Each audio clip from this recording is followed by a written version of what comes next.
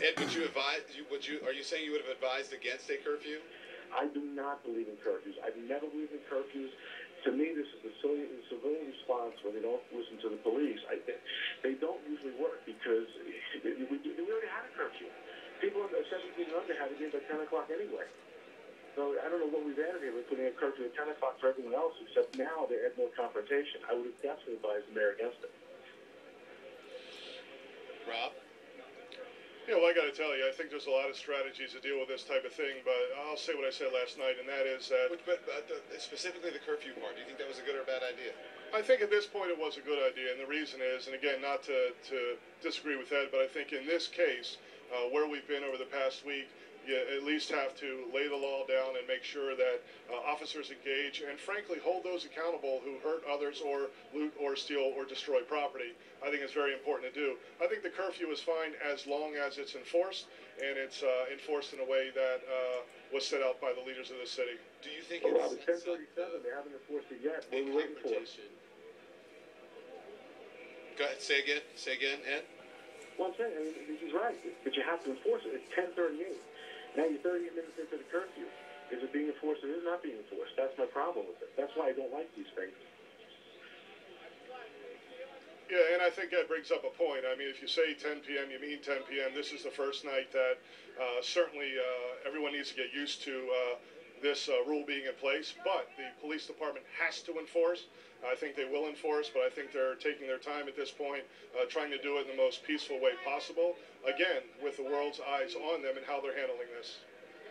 So, Cedric, would you have done a curfew? Do you think that's the right thing? Well, you know, here's the thing, Don. There's no easy answer to that. Every community is very different. If we go back to Ferguson, right, and the optics at Ferguson were absolutely horrible after they imposed a curfew. So, what it appears to me that Baltimore is trying to do is do something a little different here, not be as confrontational, but of course they know they got to get him alive, son. Okay, they just grabbed that man out of nowhere. At this point, what do you do?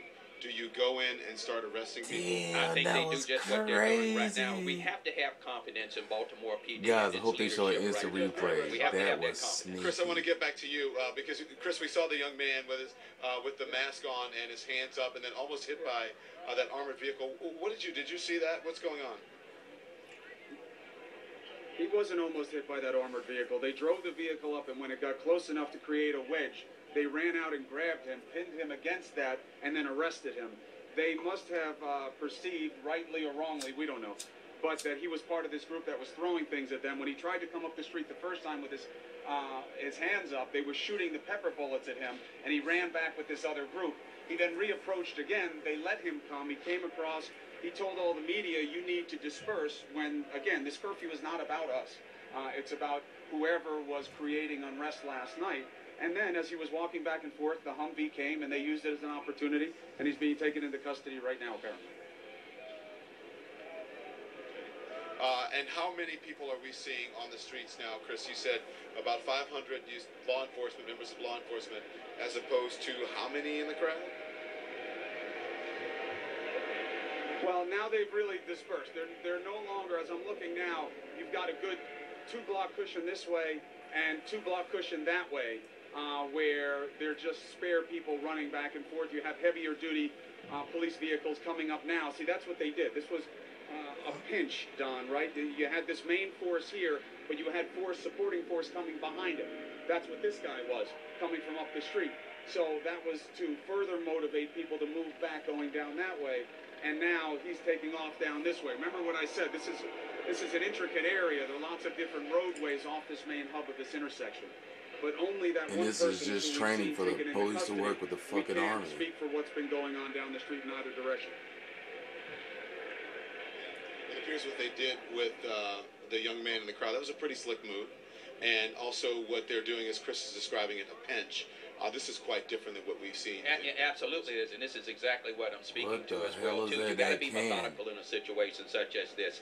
Everyone's perception of it, how they would deal with it, would be different. But since you're asking me mine, I would do exactly what we see Baltimore doing tonight. I think they're doing a good job, and let's see how things continue to evolve throughout the night and throughout the week.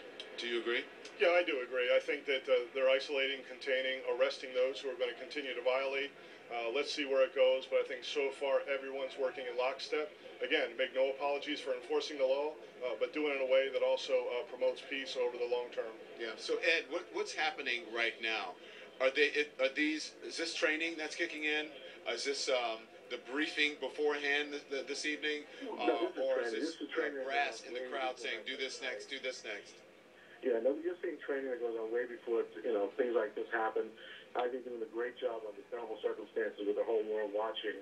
I'm pretty proud to have led that department right now because this is a really tense situation. I think they're doing a great job. I really do. I'm pretty proud of what's going on. They're showing tremendous restraint. Yeah. And again, I want to tell our viewers it's almost 45. It's 10:43. So 43 minutes into this, and so far we have to get the official reports from what we've seen on camera here. They haven't arrested anyone except for that one person that we saw, in Chris's live shot there.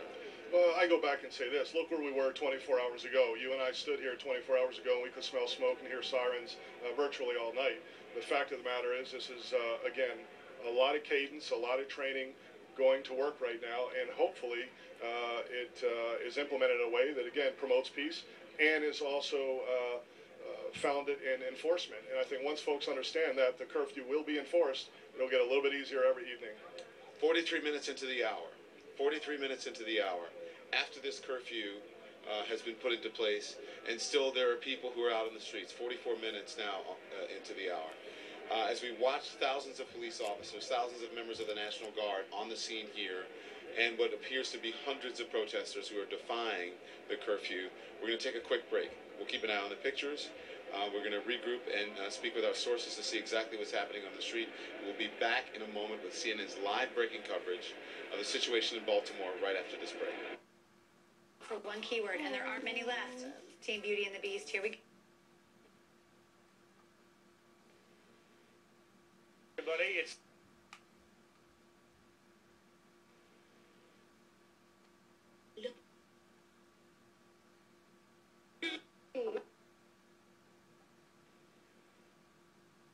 some states making laws.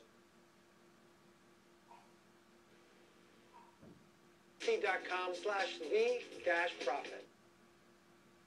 One thing that people take away when they watch The Prophet, and that's hope. They believe. In Baltimore now, and what your hopes are for the next few days. I want to say to those who are watching, thank you for not adding to the stain that Baltimore acquired on last night. Thank you for showing the world that we are people of high dignity, that we have a regard for law, and we're looking for the law to work on our behalf. Let me also say to Baltimoreans that this in no way deflates our momentum. On Sunday will be the largest march we've had outside of City Hall at 3 p.m. All of the houses of faith are converging downtown so that we can demonstrate what it means to, in fact, lift our voices for what it is that we want, which is, in fact, a equitable justice system in Maryland so that all of us can, in fact, walk without fear of the police. Pastor Brian, it's Rachel Maddow here in New York. Hearing you talk about the efforts that you've been a part of to get people out on the streets in a constructive way.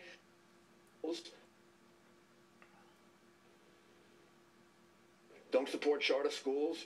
Don't move people off welfare.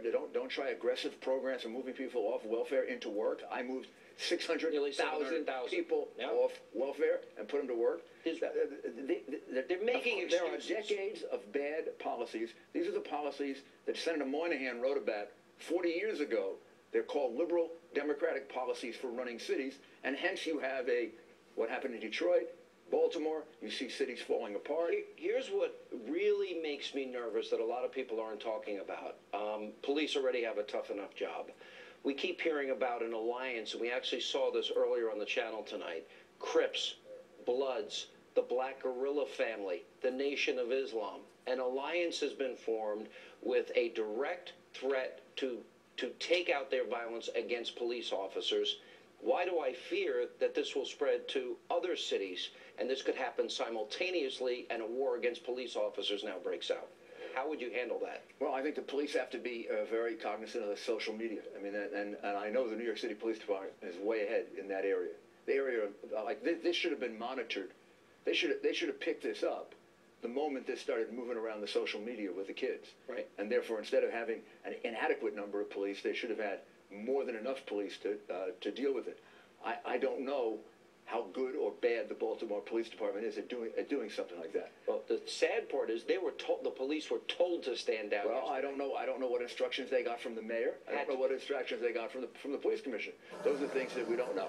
Some of the comments are comments that suggested they bought into this cooling off period. The concept. Yeah. All right, Mr. Mayor, thanks for your expertise. Thanks for sticking around tonight. And coming up, we'll have much more on the tense situation in Baltimore tonight. The curfew was put in place less than an hour ago.